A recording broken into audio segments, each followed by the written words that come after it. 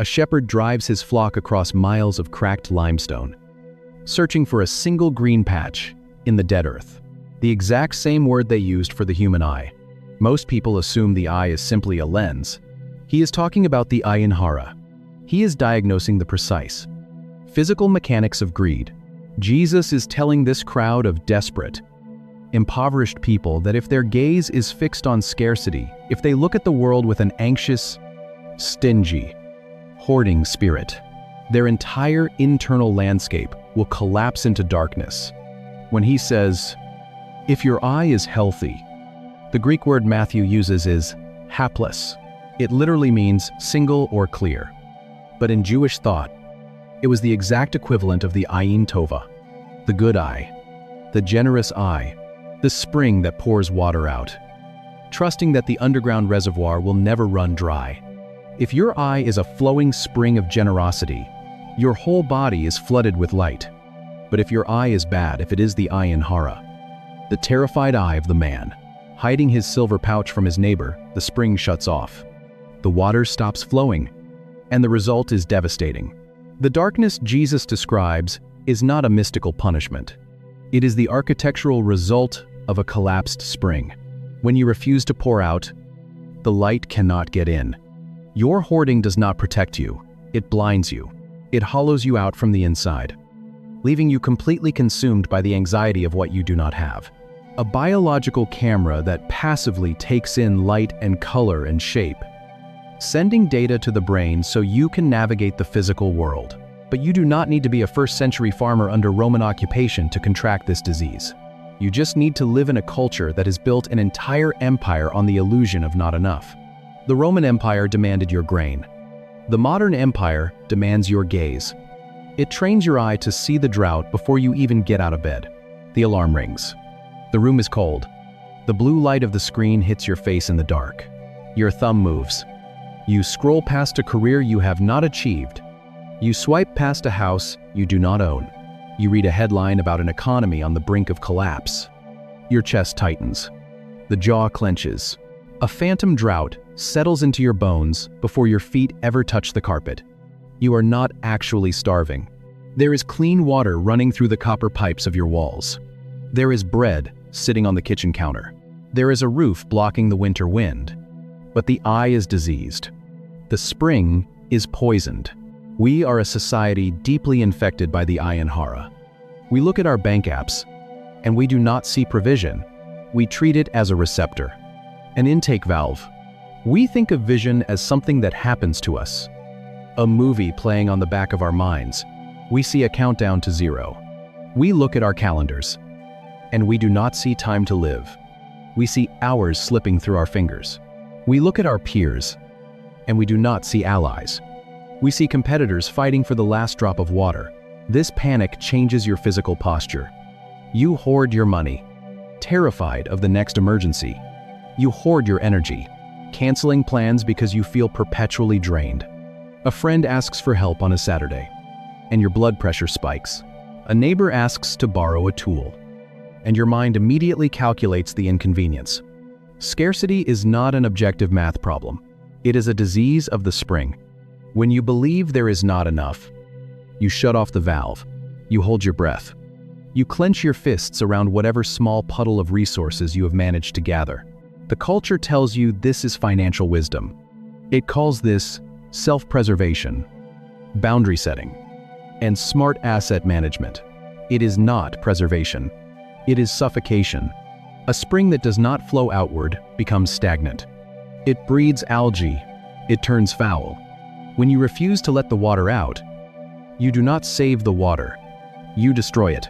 But if you look closer at the Hebrew language, at the way the ancient mind structured reality, at how Jesus himself talked about the body, the tragedy of the modern ayin hara is that we are surrounded by unprecedented material wealth while dying of internal thirst. The underground reservoir is completely full. The pressure is there, but the gaze is pinched tight. The eye is bad, and the whole body is full of darkness.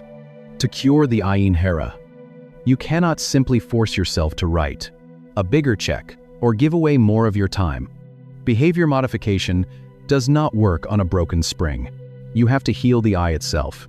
You have to find a way to see the underground water again. And the blueprint for that healing is hiding in the very first book of the Bible. It does not happen in a temple. It does not happen to a wealthy king or a famous patriarch.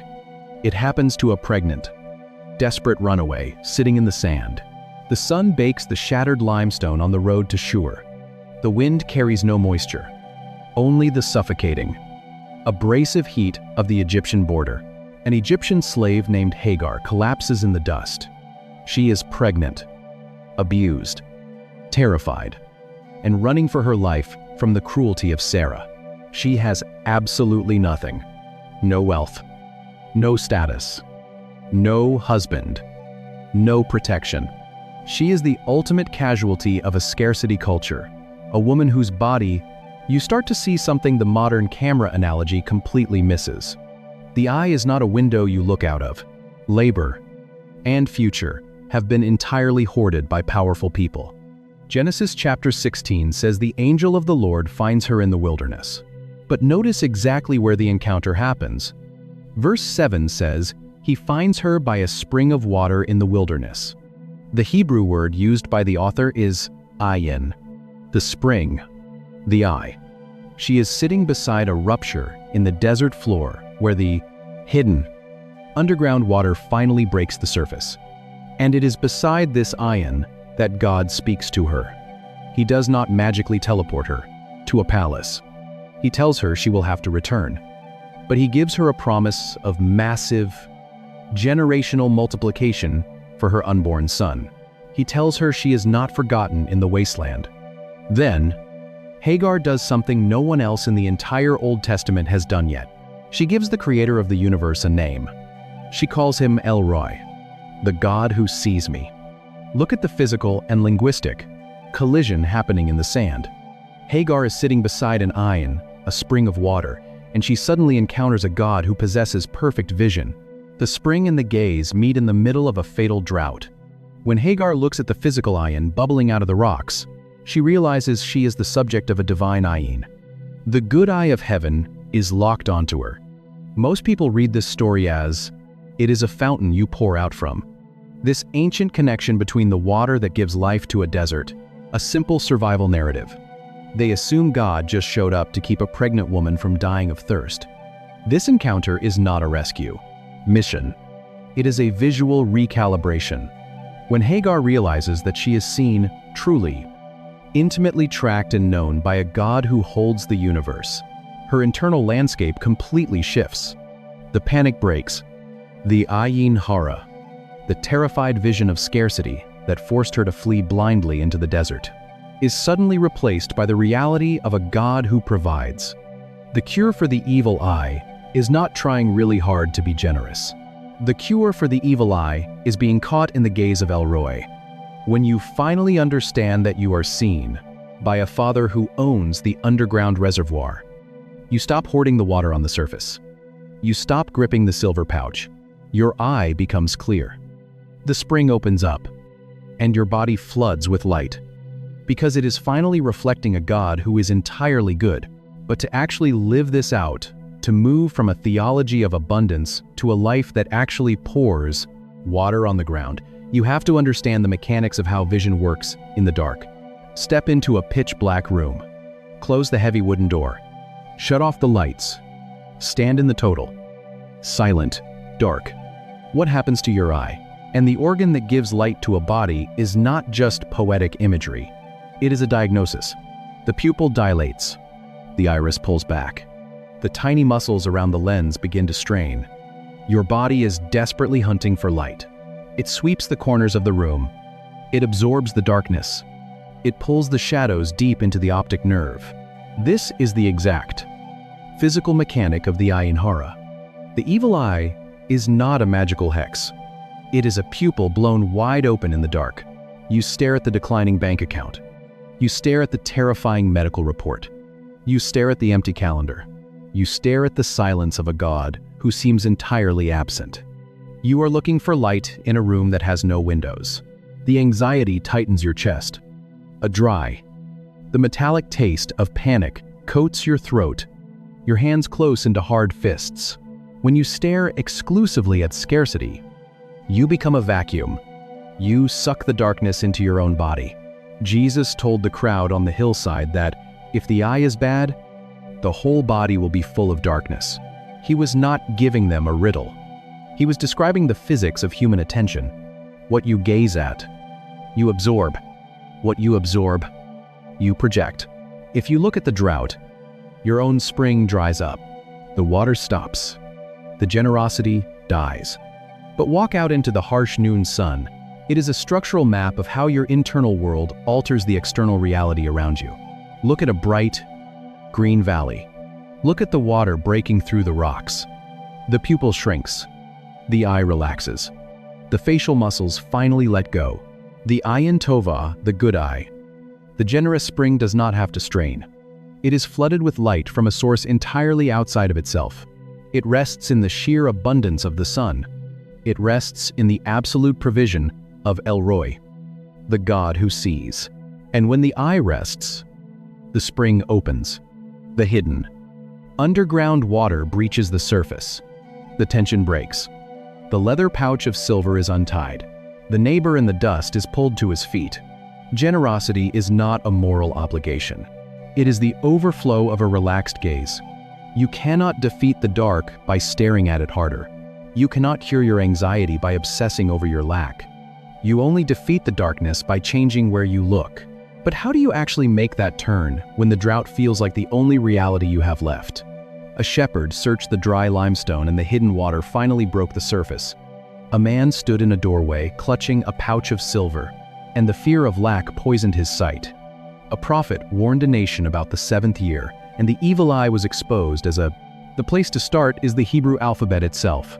Because hidden inside a single, silent letter is a piece of linguistic physics. Clenched fist. A runaway slave collapsed in the desert sand, and the God who sees opened her eyes to the well. A carpenter sat on a Galilean hillside, and a crowd of peasants learned how the darkness gets inside. A modern empire builds a culture of panic, and the human heart suffocates from the illusion of not enough.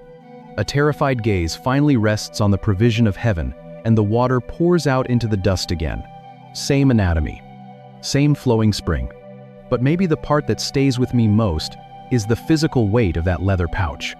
The sheer, blinding terror of letting the silver go. We look at the man turning away from his neighbor, and we want to judge his greed. But he was not acting out of malice. He was acting out of fear. He looked at the frayed tunic of his brother, and he simply forgot where the water comes from. He believed the temporary drought was stronger than the eternal reservoir.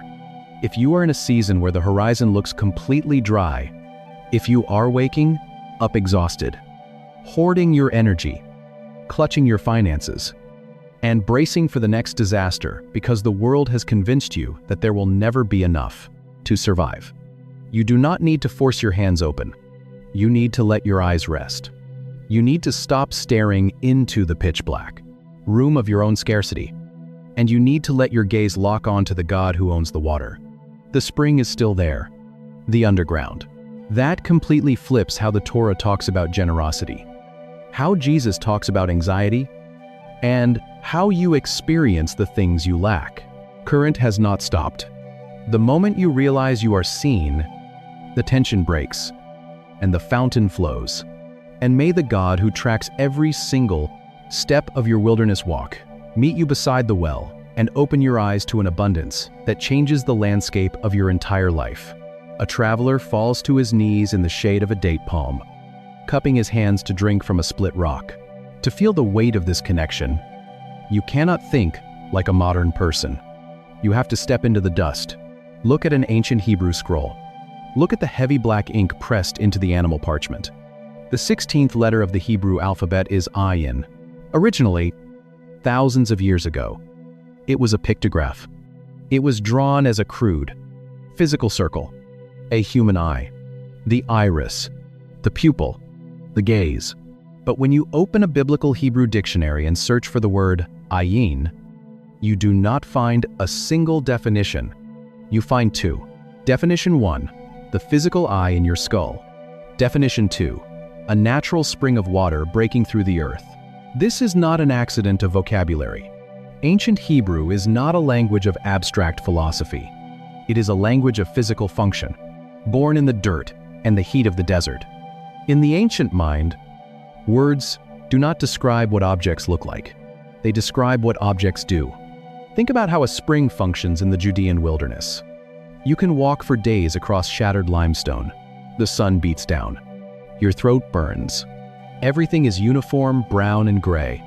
And then, suddenly, a patch of emerald green appears in the rocks. The water is entirely invisible underground. Nobody can see it.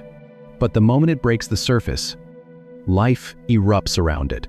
A mother collapses in the white dust of the Negev desert. Out of water, out of time. The ancient Hebrews looked at the human face and saw the exact same mechanism. Your desires, your fears, your greed, your compassion, they are all invisible. Underground currents. Nobody can see them until you open your eyes. The gaze is the spring. The gaze is where the internal reality breaches the surface and floods the external world. A spring draws hidden water from the depths and pushes it to the surface. An eye draws the hidden intent of the heart and pushes it into the physical room. Both are conduits. Both flow outward. Both alter the environment they touch. A dry spring leaves the valley cracked and barren. A bitter spring poisons the flock that drinks from it. A pure spring turns dead white dust into a living green oasis. The landscape does not determine the nature of the water. The water determines the life of the landscape. Vision is not a passive reception. It is an active projection. When you look at another human being, when you look at your money, when you look at your future, the biblical text suggests you are not just gathering visual data. You are projecting a force. You are releasing a current. You are watering the ground in front of you, or you are drying it up. This double meaning sounds like beautiful, ancient poetry, but the biblical writers were not writing poetry, placing her child under a brittle scrub brush so she does not have to watch him die. They were writing a spiritual diagnostic manual. They believed that the water flowing out of your eye literally dictates the health of your community and the state of your own soul. And there is a specific legal code in the book of Deuteronomy that proves exactly how this works. It is a law about debt, a law about poverty, and a law about the terrifying moment you are asked to give away something you desperately want to keep. A man stands in the threshold of his stone house. The harvest has been thin. The winter is approaching, and he holds a heavy leather pouch of silver in his calloused hands. His neighbor stands in the dirt road outside. The neighbor's tunic is frayed at the edges. His sandals are worn thin, and he is asking for a loan, just to buy enough grain to survive the season. But there is a catch. It is the 6th year. In the ancient rhythm of Israel, the 7th year is the Shemitah, the Sabbath year, the year of release. When the 7th year arrives, every single debt in the entire nation is legally, completely, and permanently canceled. In the ancient Near East, a spring of water was not just a geographic feature on a map. No exceptions. No collections. The slate is wiped clean. The man in the doorway calculates the math. If he hands over the cold silver today, the 7th year will arrive in just a few months. The debt will be erased by divine law, and he will never see his money again. It is a guaranteed financial loss. He feels the sudden, sharp panic of scarcity tighten in his chest. He looks at the dirt. He shakes his head. He ties the leather pouch shut and turns back into the safety of his house, leaving the neighbor standing in the dust. The book of Deuteronomy anticipates this exact moment. In Deuteronomy chapter 15, God gives a stark, precise warning to the nation of Israel about the psychology of lending as the year of release approaches. The text says, "Take care lest there be an unworthy thought in your heart, and you say, 'The 7th year, the year of release is near,' and your eye looks grudgingly on your poor brother, and you give him nothing." Notice the anatomy of the warning. The text does not say your hand tightens. It does not say your storehouse closes. It was the absolute difference between drawing a breath tomorrow and becoming bleached bones in the sand. The crisis of generosity does not begin in the wallet. It begins in the eye. The man in the doorway looked at his neighbor, but he did not actually see a human being in need of bread. He saw a threat to his own security.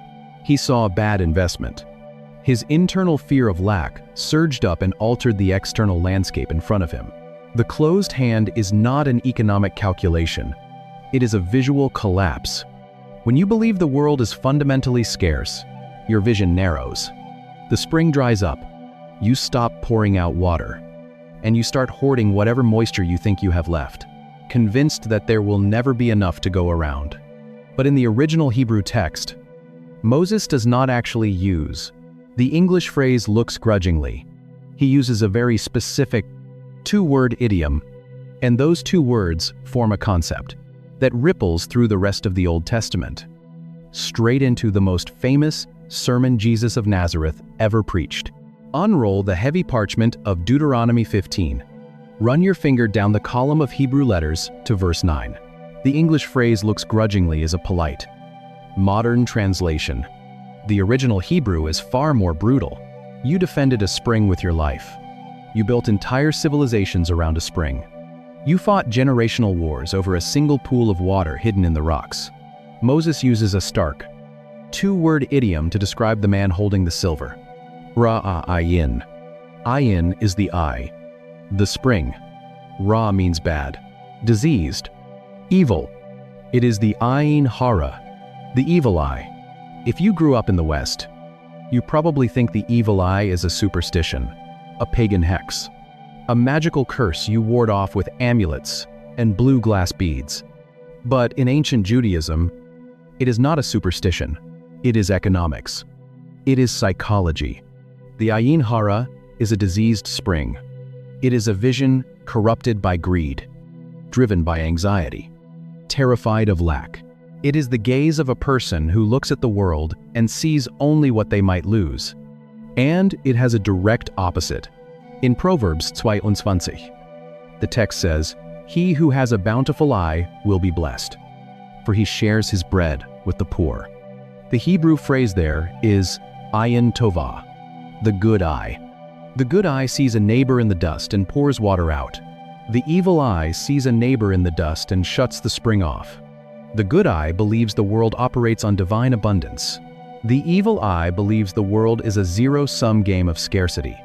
The evil eye is not a mystical hex cast by an enemy. It is a clenched fist hiding a bag of silver. If feeling the sudden weight of this ancient language is shifting how you read your own Bible, but when the ancient Hebrews looked down at that water, bubbling up from the dirt, reflecting the immense blue of the desert sky, you are exactly who this channel is for. Hit subscribe and drop a thought in the comments. Because every week we dig past the English translations to find the bedrock beneath the text. So the rabbis taught this concept for centuries. They taught that the Ayin Tovah and the Ayin Hara dictate the entire flow of a human life. The water you project from your eye determines the reality you inhabit. You either water the ground or you scorch it. The eye is the fountain. The money is just the moisture. And this exact idiom, this specific Jewish cultural shorthand, was common knowledge in the 1st century, which means it is the only way to understand one of the strangest, most confusing things Jesus of Nazareth ever said. The grass of the Galilean hillside is rough and dry under their sandals. The wind carries the smell of the nearby lake, mixed with the heavy dust kicked up by thousands of feet. Jesus of Nazareth is sitting in the dirt, looking out at a massive crowd of peasant farmers, day laborers, and fishermen. These are people who know the exact heavy weight of a Roman tax coin. They know the gnawing, physical ache of an empty flour jar. They are terrified about where their next meal will come from. They did not just see liquid. They saw anatomy. They used a very specific word to describe the water breaking the surface of the earth. And they are listening to a carpenter talk about money. In the middle of this teaching, the passage we now call the Sermon on the Mount, recorded in Matthew chapter 6, Jesus delivers a sequence of thoughts that modern Western Christians often chop into disconnected, confusing pieces. First, he tells them not to store up treasures on earth where moths and rust destroy. Then, he talks about human vision. Then, He tells them they cannot serve two masters. Read in English. It sounds like he lost his train of thought. We assume he jumped from a lecture about money to a random biological metaphor about eyesight, and then abruptly jumped back to a warning about wealth. We read his words about the eye. The eye is the lamp of the body. So, if your eye is healthy, your whole body will be full of light. But if your eye is bad, your whole body will be full of darkness. And we treat it as a vague, poetic aside about keeping your focus on heavenly things. He did not lose his train of thought. He did not change the subject. Jesus is a first-century Jewish rabbi speaking to a first-century Jewish crowd. He is using their cultural vocabulary. When he warns them about a bad eye, he is not talking about cataracts, or blindness, or even spiritual distraction. He is quoting the book of Deuteronomy.